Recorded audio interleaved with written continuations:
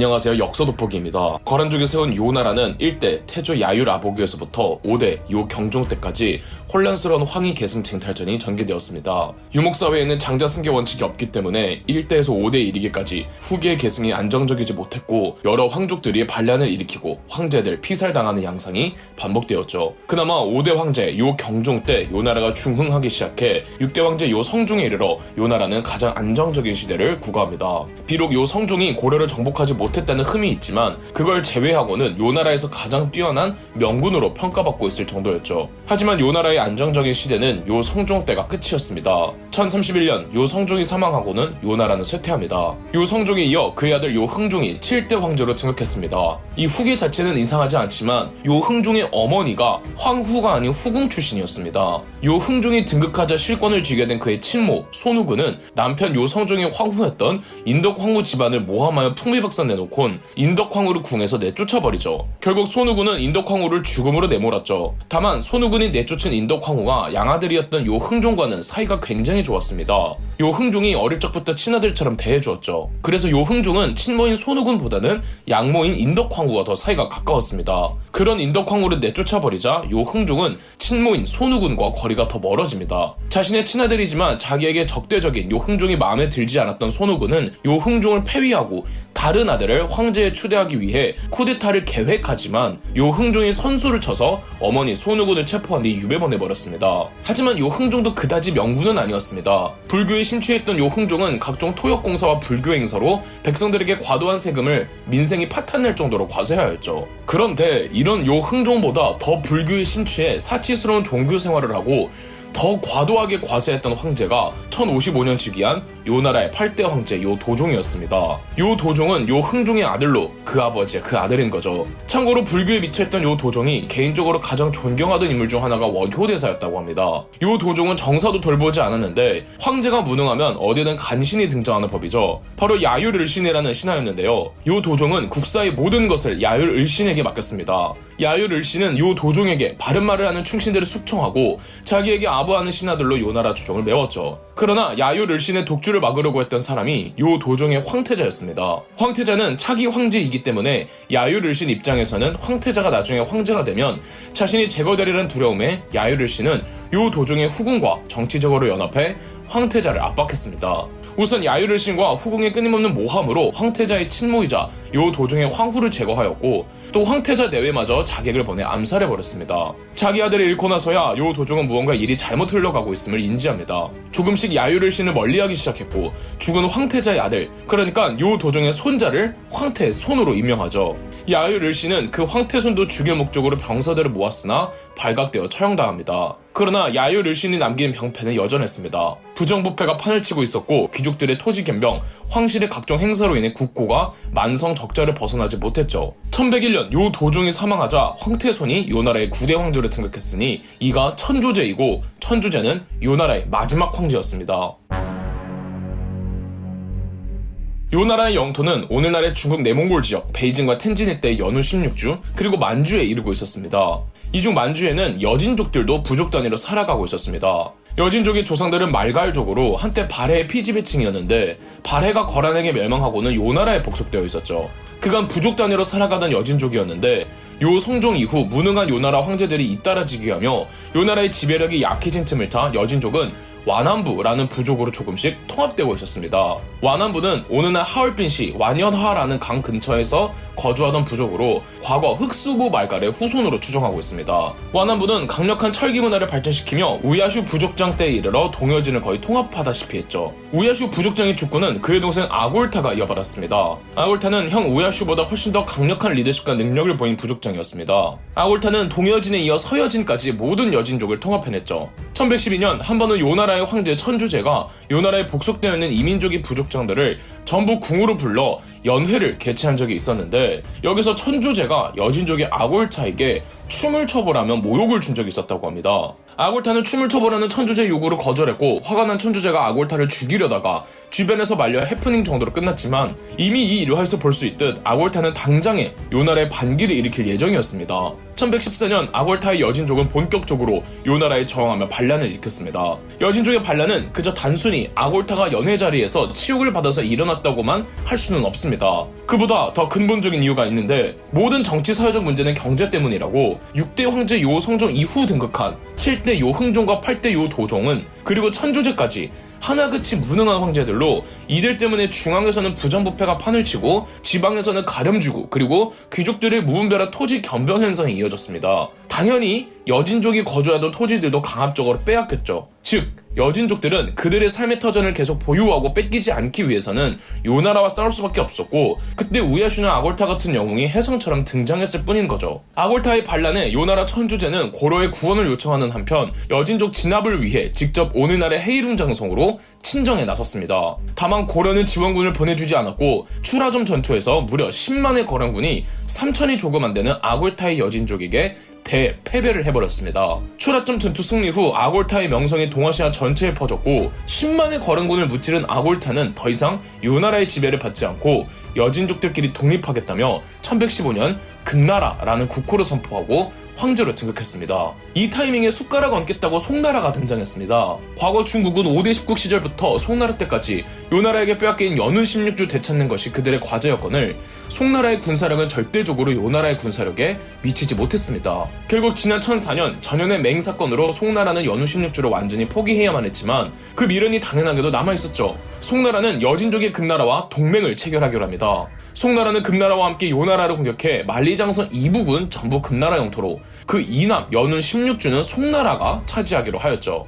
1121년 천주제는 궁성을 나와 서쪽으로 도주합니다. 그리고 금나라는 요나라를 맹공해 요나라의 수도를 함락한 반면 송나라는 몰락하는 그 요나라를 상대로도 전투에서 연패를 거듭했습니다. 오히려 송나라군이 위기에 처하자 송나라군은 여진족에게 구원을 요청했고 여진족의 금나라군이 송나라를 구원하러 연운 16주로 내려가 거란군을 모두 무찌르고 연운 16주를 차지하였습니다. 엄연히 송나라와 금나라의 조약 내용은 연운 16주는 송나라가 공격해서 송나라가 차지하는 것이었는데 지금 금나라가 쳐서 금나라가 연운 16주를 차지했잖아요. 어쨌든 말한 게 있으니 금나라는 연운 16주를 송나라에게 돌려주려고는 했으나 일부만을 돌려주었고 이는 훗날 송나라 금나라 관계 파탄의 원인이 됩니다. 다시 거란의 요나라로 돌아와서 거란의 천주제는 수도를 탈출해 서쪽으로 도망치고 있었고 금나라는 요나라의 수도부터 주요 요충지들을 사실상 다 장악한 상태였습니다. 이제 도망친 천주제만 잡아 죽이면 요나라는 끝나는 것인데 천주제를 잡기 전 1123년 아골타가 사망했습니다. 아골타의 동생 오걸매가 형의 뒤를 이어 금나라의 2대 황제 금태종으로 등극하였죠. 금태종은 서쪽으로 군사들을 보내 요나라의 마지막 황제 천주제를 반드시 찾아오도록 했습니다. 결국 1125년 천주제가 붙잡히죠. 천주제가 붙잡힌 1125년을 요나라의 멸망 시점으로 보고 있습니다. 붙잡힌 천주제는 백두산 쪽으로 유배를 가게 되었고 3년 후 그곳에서 사망하죠. 남아있던 요나라 황족들은 대부분 금나라 황제들의 명령으로 도륙당했습니다. 하지만 요나라가 완전히 끝났느냐? 그건 아닙니다. 천주제가 붙잡히기 1년 전이었던 1124년 요나라 황족이었던 야율 대석이 일부 세력을 이끌고 서쪽으로 이주하였습니다. 야율 대석은 중앙아시아의 터전을 잡고 1124년 요나라를 부활시켰죠. 이 요나라를 기존의 요나라와 구분하기 위해 서요 혹은 카라키타이라고 부릅니다. 키타이가 거란족의 원 명칭이거든요. 야율 대석의 카라키타이는 점차 세력을 팽창하였고 그 무리가 무려 4만년 호에 이르자 1132년 야율 대석은 스스로를 구르칸이라고 불렀으며 동시에 황제를 칭하기도 했습니다. 이 지역은 원래 위구르 분포했던 천산 위구르를 포함해 여러 투르크 계통의 민족이 산재해 있었는데 카라키타이는 이들을 모두 복속시켰습니다. 복속되지 않은 이들은 더 서쪽 아랍 쪽에 붙어있는 카라한 왕조로 유입되었는데 카라한 왕조도 이때쯤이면 국력이 쇠할 때라 카라키타이의 적수가 되지 못했죠. 오히려 이슬람의 신흥국 셀주쿠와 카라키타이가 대등하게 싸웠는데 셀주쿠를 패퇴시킬 정도로 카라키타이는 강력했습니다. 1141년엔 카라키타이가 현재 우즈베키스탄의 수도인 사마르칸트까지 진출했습니다. 카라키타이는 셀주쿠와 탕구트의 서화 가운데 껴있으면서도 강대국으로서의 위상을 선보였죠. 훗날 13세기 카라키타이에서는 징기스칸에게 패해 도주하던 몽골 나이만족의 왕자 쿠출루크를 받아들여 주었건만 쿠출루크가 반란을 일으켜 황제를 폐위한 뒤 본인이 직접 황제가 되었습니다. 이로써 카라키타이의 황실에서도 거란 황실이었던 야율씨가 단절된 거죠. 1218년 쿠출루크가 카라키타이 군대를 이끌고 징기스칸과 싸우지만 패배 후 카라키타이도 멸망하고 맙니다. 비록 요나라의 역사는 끝이 났지만 거란족의 역사가 끝이 난 건 아닙니다. 이들은 훗날 몽골족이 여진족이 금나라를 공격할 때 동원되어 활약을 하였는데요. 그 자세한 내막 마지막 4부에서 계속됩니다. 거란족의 역사 마지막 4부입니다. 여진족이 세운 금나라의 공격을 피해 궁성을 나와 서쪽으로 도주했던 요나라의 마지막 황제 천주제가 1125년 잡히면서 공식적으로 요나라가 멸망하였습니다. 이제 동북아시아 북방은 여진족의 국가 금나라의 소유가 되었죠. 비록 요나라 멸망 1년 전 황족이었던 야율 대석이 요나라의 일부 세력을 이끌고 중앙아시아로 넘어가 서요, 즉 카라키타이라는 국가를 따로 만들었지만 이 국가는 지배층 일부만 거란이었을 뿐 피지배층들은 대부분 현지의 투르크 계열 제족이었습니다. 그리고 거란인 대부분은 요나라 멸망 후 원래 그들의 발흥지이자 고향이라고 할 수 있는 요하라는 강 부근에서 다시 부족 단위로 퍼져 살고 있었습니다. 그랬던 거란족들이 다시 역사에 등장한 건 13세기 초 몽골족을 통합한 징기스칸이 여진족의 금나라와 싸울 때였습니다. 징기스칸은 금나라를 공격하면서 요하 부근에 있던 거란족이 금나라에 대항하여 싸우도록 이간질하고 부추겼습니다. 거란족은 과거 요나라가 멸망할 때 숱한 핍박을 당하고 요나라 황족의 직계들이 도륙당하는 등 여진족에게 쌓인 게 많았고 그들은 징기스칸의 권유에 따라 몽골족의 금나라 공격에 힘을 보탰습니다.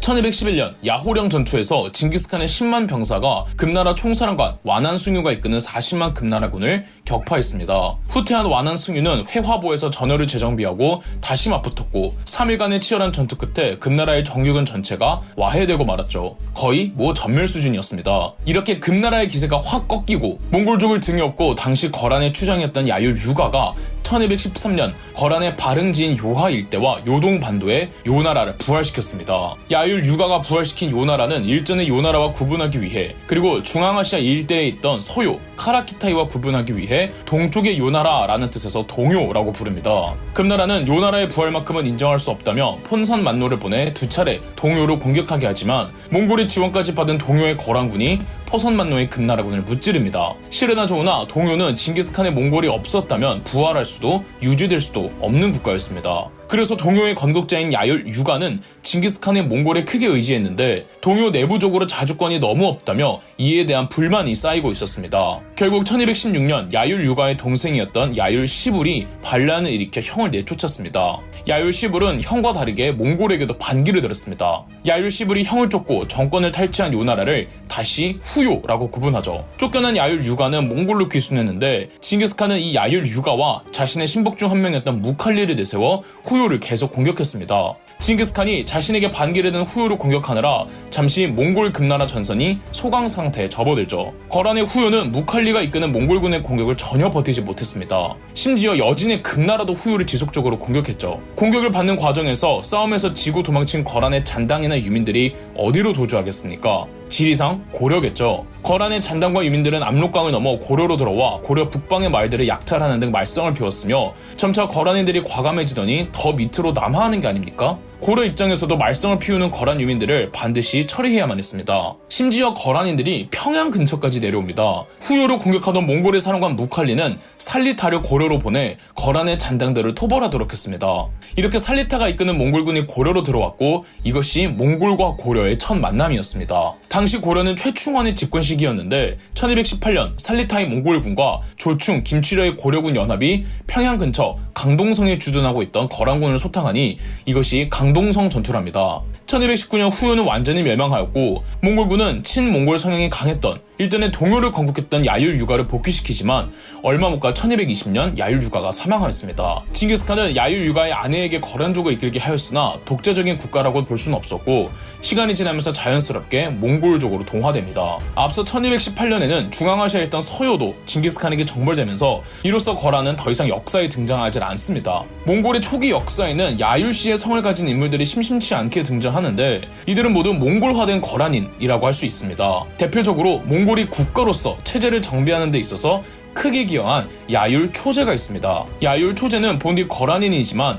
여진의 금나라 관리였는데 금나라가 징기스칸에게 공격받을 때 몽골로 넘어왔습니다. 징기스칸이 야율 초제를 살펴보니 학식이 박식하고 전시의 전략도 잘 짜는 인재였던지라 그를 가까이 두며 총애하였죠. 징기스칸 사후 야율 초제는 오고타이를 적극적으로 밀고 정치적으로 지원해주어 오고타이가 몽골의 2대 대칸으로 등극하는데 결정적인 역할을 해주었습니다. 당연하게도 야율초제는 오고타이 칸 정권의 핵심 인사였고 재상이 되어 대몽골 제국의 행정제도를 수립하고 정비하여 대몽골 제국이 단순히 기병대만 앞세운 유목국가가 아닌 정식적인 국가의 체제를 갖춘 국가로 시스템화하였죠. 몽골 초기 역사에서 절대 빠지지 않고 등장하는 인물이 바로 거란인 야율초제입니다.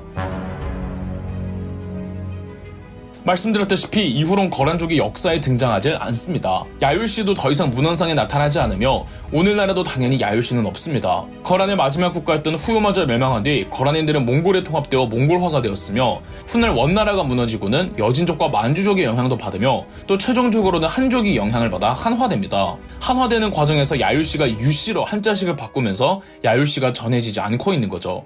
아무리 거란족이 몽골화가 되고 한화가 되어도 엄연히 이들은 정통 몽골족도 아니고 정통 한족도 아니기에 그들만의 정체성이 있지 않겠습니까? 과거 거란족의 후손들은 오늘날에 어디에 어떻게 살아가고 있을까요? 오늘날 중국을 구성하는 소수민족들 가운데 내몽골 지역과 헤이룽장성에 분포해 있는 다우르족이 거란의 직계 후손이라고 보고 있습니다. 다우르족의 인구는 약 13만 명에 이릅니다. 17세기 청나라가 헤이룽장성 일대에서 러시아와 싸울 때 다우르족을 군대로 동원하였다는 기록이 있죠. 청나라는 다우르족을 8기군으로 편입시켜 러시아와 분쟁에 대비하는 국경 수비대로 활용하였는데 이때도 청나라에서는 다우르족을 거란의 후예라고 기록해두고 있었습니다. 청나라의 마지막 황제 선통제 푸이의 아내로 유명한 효강민 황후가 다우르족 출신으로 따지고 보면 거란족이라고 할 수 있죠. 하지만 다우르족의 분포 지역은 옛 요나라의 영토와는 무관한 지역인데 요나라가 몽골에게 멸망한 과정에서 자이든 타이든 더 북쪽으로 이동한 곳으로 해석하고 있습니다. 물론 다우르인들은 거란인의 후손이 아니라고 주장하는 소수 의견도 있습니다만 현재의 유전적 연구 그리고 언어적 연구, 문화적 연구를 통해 다우르족이 거란족의 후예라는 것이 학계의 정설은 아니지만 통설입니다. 다만 학설에 의하면 거란의 후예라고 알려진 다우르족은 야율시 계열은 아니고 야율시와 더불어 거란의 부족장 가문 중 하나였던 대하씨 가문의 계열로 보고 있습니다. 그렇다면 요나라 흥망성쇠의 주역 야율시는 어디로 갔을까요?